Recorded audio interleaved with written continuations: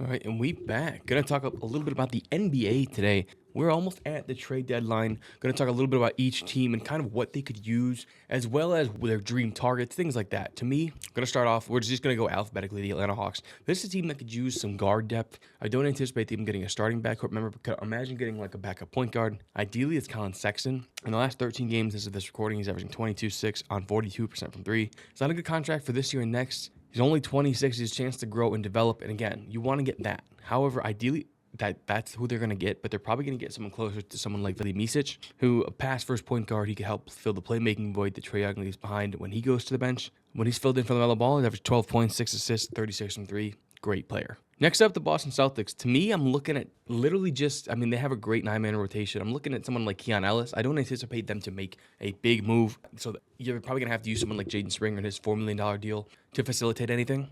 Keon Ellis, making $2 million this year, averaging 7 points, a steal of 41% of his threes. If he's available, he's a guy you got to go get.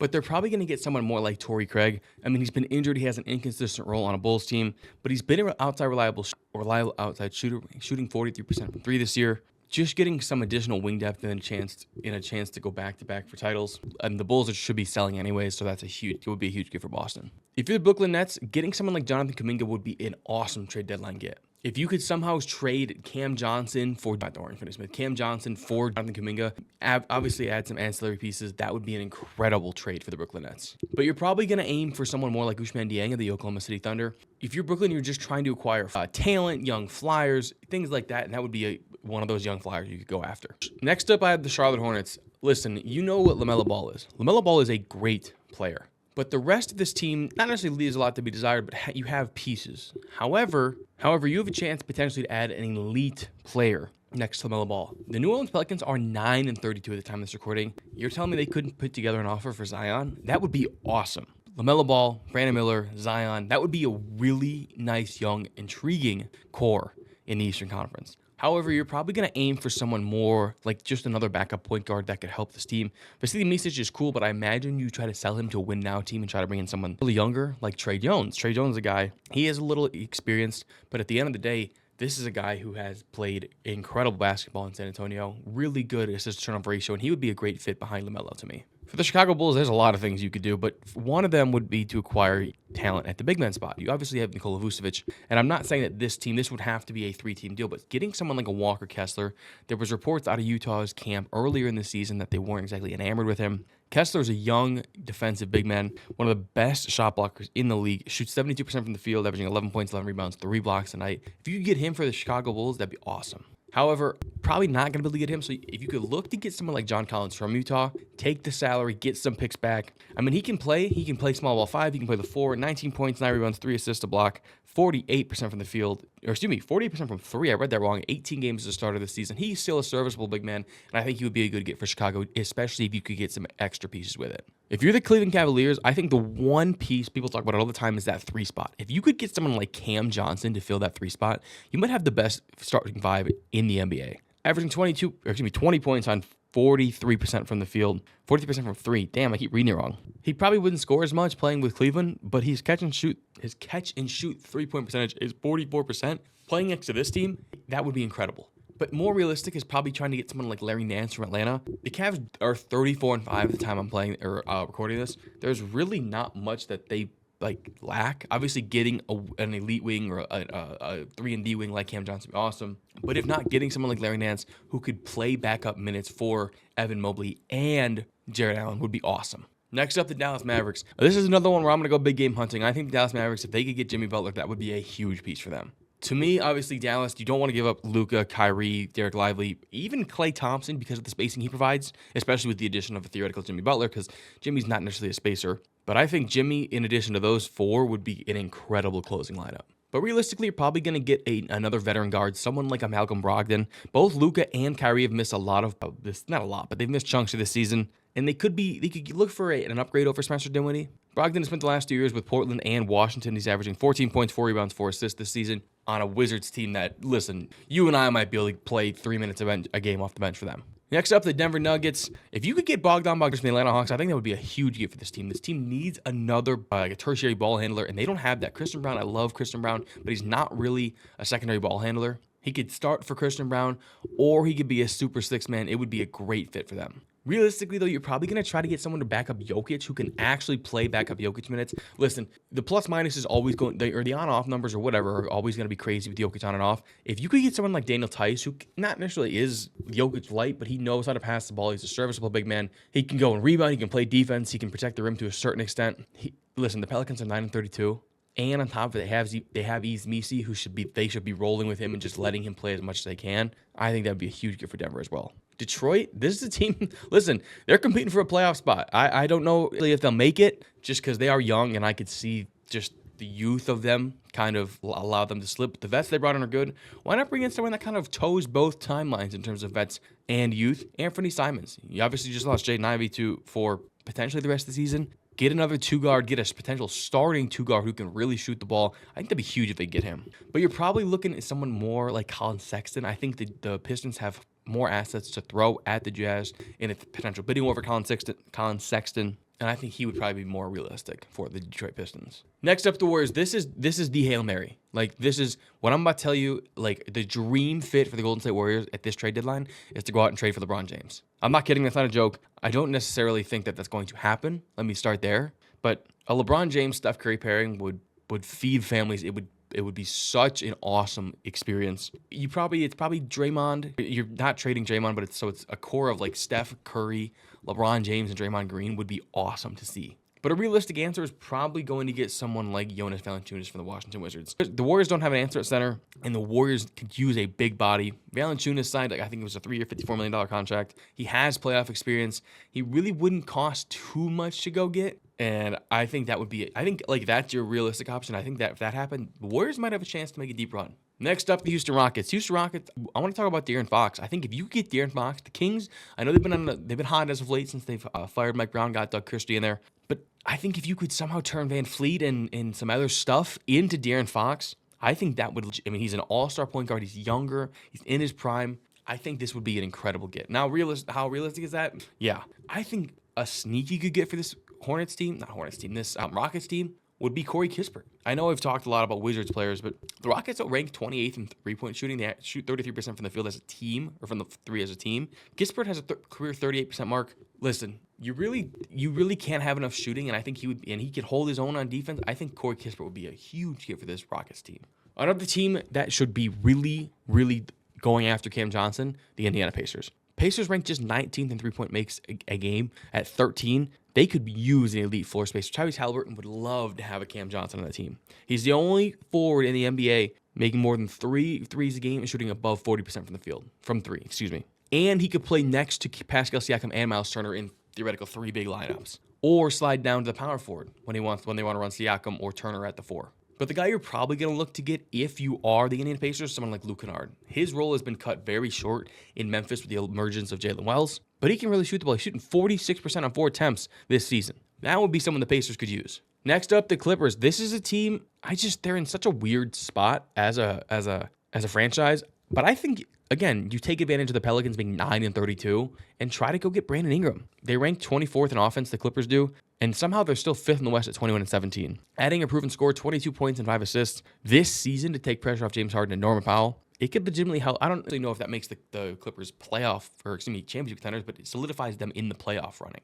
But you're probably looking at someone like Kyle Kuzma instead. His numbers are down this season, but he can score from all 3 levels. He's an underrated passer, and I think his numbers would come back when he's playing next to better players. For the Los Angeles Lakers, I think if you can somehow pry LaMelo Ball out of Charlotte, you have to.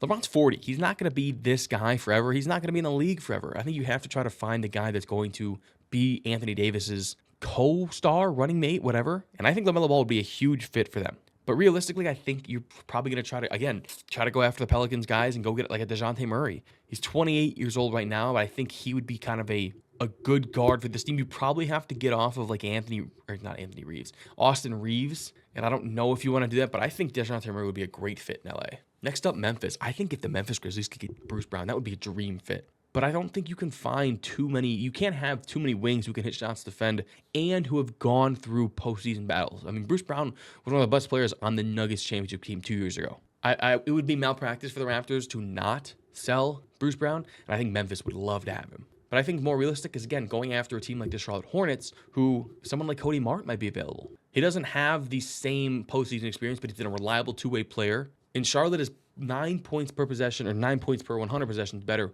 when he's on the floor, which is in like the 86th percentile according to Cleaning the Glass. So he's a guy that can come in and help you, and I think he would fill a lot of holes on this team. I think for the Miami Heat, if you could turn Jimmy Butler into Jonathan Kuminga, you've won. I mean, I don't know what else you could get besides like a Jimmy Butler, or an Andrew Wiggins and a Jonathan Kuminga. Putting Kuminga with Bam and Tyler Hero, it would kill the Butler John Wall once and for all, and you have a nice young core. But I think, however, if you trade Jimmy Butler to, somewhere else, or if you want to try to get pieces and just try to keep him here, going to get someone like Jeremy Grant would be nice. He's scoring 20 points, 40 from 3, 6'7" wing, and that's the last 3 seasons. He can fill a big role. He can play defense. He'd be a good fit on this team. For the Milwaukee Bucks, another team that should enter the Cam Johnson sweepstakes. I think if you're the Bucks, I think you should try to get off Chris Middleton's contract. Because his contract's actually bigger, you might be able to get another piece as long as you're willing to give up that 2031 pick unprotected. The team is only 13th in offense, even despite having Dame and Giannis. I think having the floor spacing of Cam Johnson would be huge for this Milwaukee Bucks team.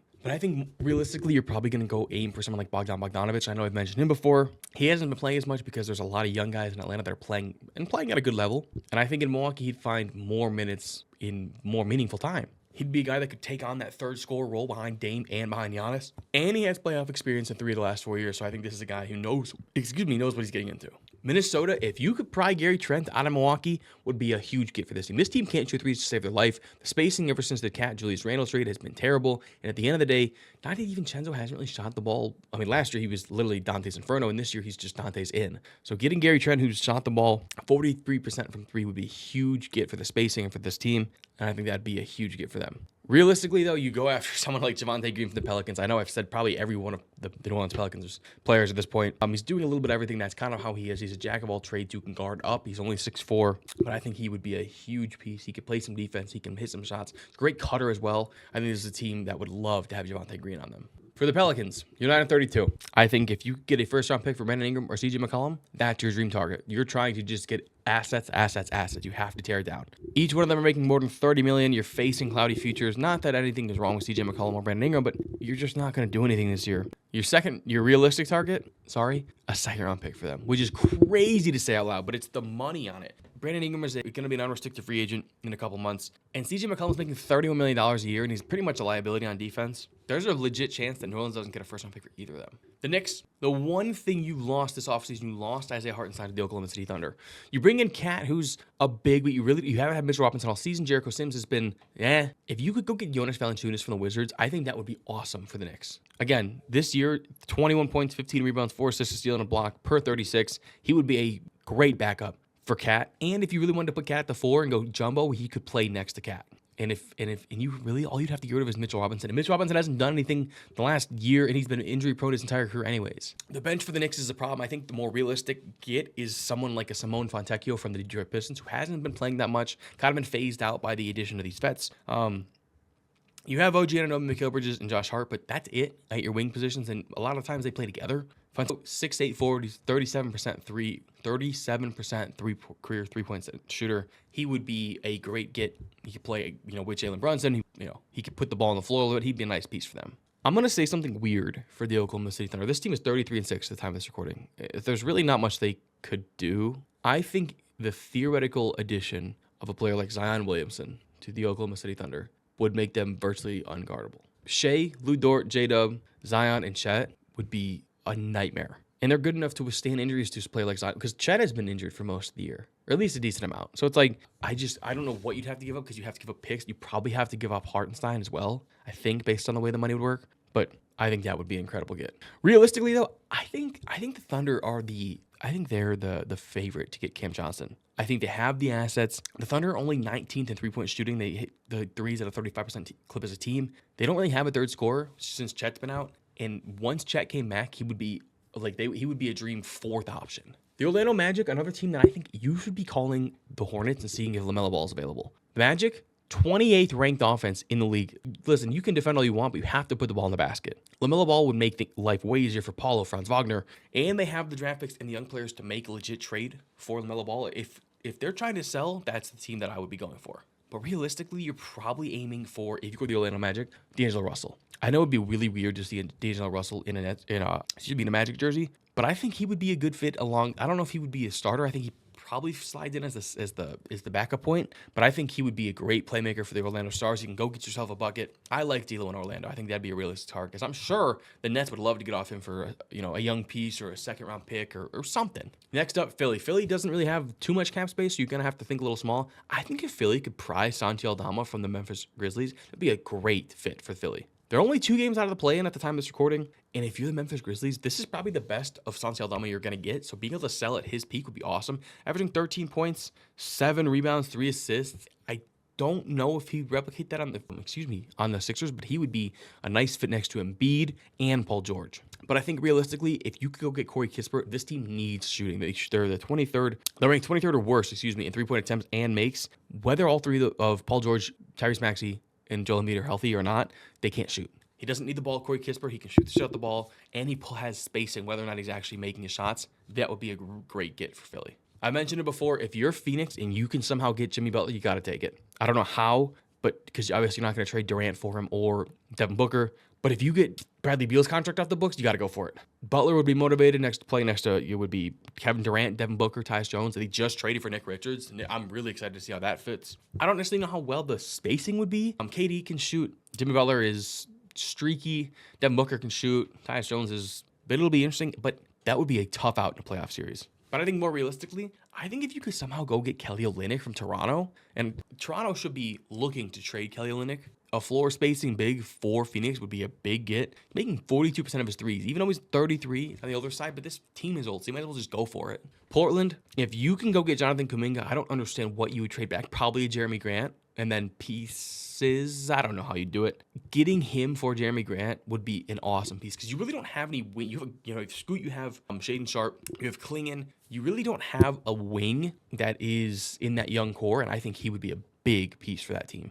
But realistically, if you could go get Jet Howard from Orlando for, I don't know if it would be Jeremy Grant, because I don't think Jet Howard should be the main piece of a Jeremy Grant return. But if you could somehow get Jet Howard, that'd be awesome. He's a former lottery pick as of last year. He hasn't really broken out, even with the injuries this season for Orlando. But he's going to see more playing time he would theoretically see more playing time in Portland. He's 6'8", he's got potential. I think that would be I think if you're Portland, you're just trying to get as many young pieces in the building as you can. Sacramento, if you could go get Caleb Martin from the Sixers, I don't necessarily know if he's available, but if you could get him, that'd be awesome. They've played much better basketball since the firing of Mike Brown. They shouldn't really be looking to make a big move, but getting a two-way role player, two-way 3-and-D guy like Caleb Martin, averaged 10 points, 4 rebounds, 2 assists, 40% from 3 in this year on 24 starts. He's been awesome. But realistically, I think if you could somehow try to get Robert Williams from Portland, he would be awesome. He's a very different player from Domantas Sabonis, who's more of a vertically challenged offensive big man, whereas Robert Williams is a vertically enhanced defensive big man.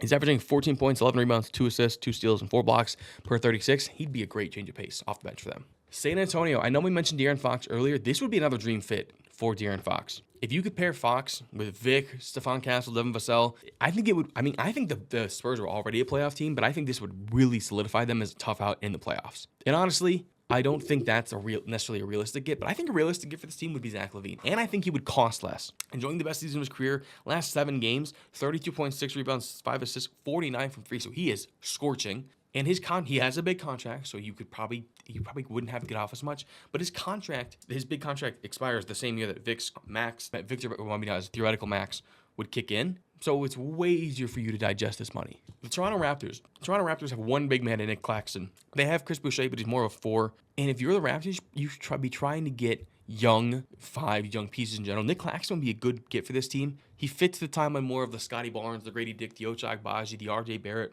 And I think that would be a nice piece. But realistically, I think you got to take a flyer on someone like Bol Bol. He's been out of the rotation in Phoenix pretty much the entire season. Nick Richards, the addition of him is not going to make it easier for him to get time. Bol Bol, that is. You might as well take a flyer on him. And if he's good, great. If not, okay, wash your hands. If you're the Utah Jazz, you should be doing the same thing, trying to acquire as much young talent as you possibly can for veterans on your team. I don't necessarily know who that would be. If you could get Jabari Smith from the Houston Rockets, I think that'd be awesome. Houston already has a bunch. They have like a logjam at every position. Smith has a broken hand. If you're the Jazz, yeah, you can sit the rest of the season with that broken hand. They need to be bad this season and then offer an extension at the end of the summer. But I think realistically, probably again, I've mentioned this guy before. Someone like Ousmane Dieng, you just trying to get guys who have positional versatility and potential. Ousmane Dieng is a 6'10" wing. He's not part of the long-term plans in Oklahoma City. Clearly, I think he could find maybe a second leaf in Utah. Finally, the Washington Wizards. I think if you could pull Jeremy Sohan again, if you're the Wizards, you want to just get young guys that have positional versatility and potential. Jeremy Sohan has that. If the Spurs become buyers and they're trying to bring in more vets, a la Malcolm Brogdon, a la Jonas Valanciunas, I think you try to bring in and get Jeremy Sohan. He's averaging 13 points, 8 rebounds, 3 assists, 53%. He's a positive defender in all 3 of his seasons. That'd be a great get.